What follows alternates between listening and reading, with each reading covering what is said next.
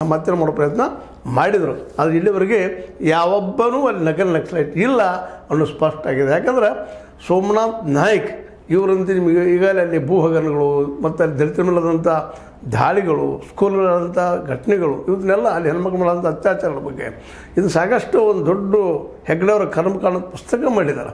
ಅದಕ್ಕೆ ಯಾರೂ ಉತ್ತರ ಕೊಡ್ತಾ ಇಲ್ಲ, ಅದು ಉತ್ತರ ಹುಡುಕ್ತಾ ಇಲ್ಲ ಅಂತ ಇವತ್ತು ಹೇಳಬೇಕಾಗಿದೆ.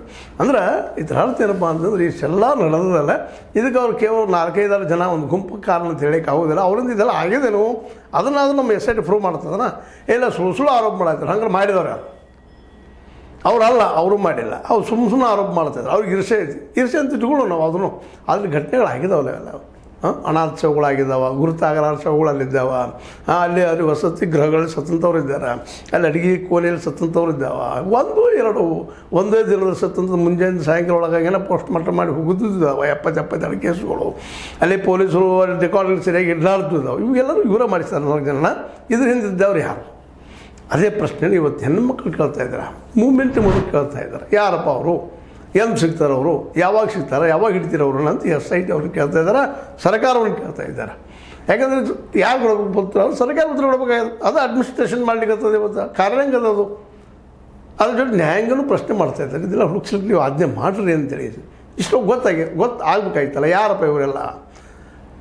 ಹೌದು, ಇವರು ಸುಳ್ಳು ಹೇಳ್ತಾ ಇದ್ದಾರೆ, ಒಪ್ಕೊಳ್ಳೋಣ ಆ ಮಾತನ್ನು ಒಂದು ಹಂತದವರೆಗೆ.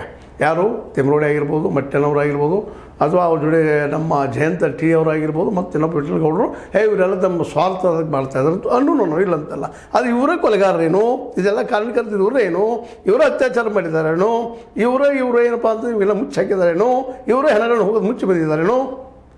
ಚಿನ್ನಪ್ಪ ಹೋಗಿದ್ದಾನ, ಚೆನ್ನ ಅನ್ರಿ ಬೇಡ ಭೀಮ್ ಅನ್ರಿ, ಅವ್ನು ಹುಗ್ಗಿದ್ದಾನೆ, ಹೇಳಿದ್ದಾನೆ, ಒಪ್ಕೊಂಡಿದ್ದಾನೆ ಮೊದಲು ಒಂದು, ಆನಂತರ ಮತ್ತೊಂದು ಚೇಂಜ್ ಮಾಡಿದ್ದಾನೆ. ಆದರೆ ಅಲ್ಲಿ ಹುಗ್ಗುವಂಥ ಕೆಲಸ ಮಾಡ್ತಿದ್ದಾನೆ, ಅದು ಪ್ರೂವ್ ಅದ ಇಲ್ಲಂತಲ್ಲ. ಹಾಗಿದ್ದನ್ನೆಲ್ಲ ಮಾಡಿಸವ್ರು ಯಾರು? ಇವತ್ತು 4 ಜನ ಇಲ್ಲಿವರೆಗೆ ಅಂಥ ಯಾವುದೂ ರಿಪೋರ್ಟ್ಸ್ ಬಂದಿಲ್ಲ. ಸುಳ್ಳು ಹೇಳ್ತಾ ಇದ್ದಾರೆ ಅಂತ ಮಾತ್ರ ಹೇಳ್ತಾ ಇದ್ದಾರೆ. ಈ ಒಂದು ಗೋಧಿ ಮೀಡಿಯಾ ಇವರ ಅಪರಾಧಗಳು ಇದನ್ನೆಲ್ಲ ಇವರ ಮಾಡಿದವರು ಅಂತ ಹೇಳ್ತಾ ಇಲ್ಲ. ಹಂಗೆ ಮಾಡಿದವ್ರು ಯಾರು?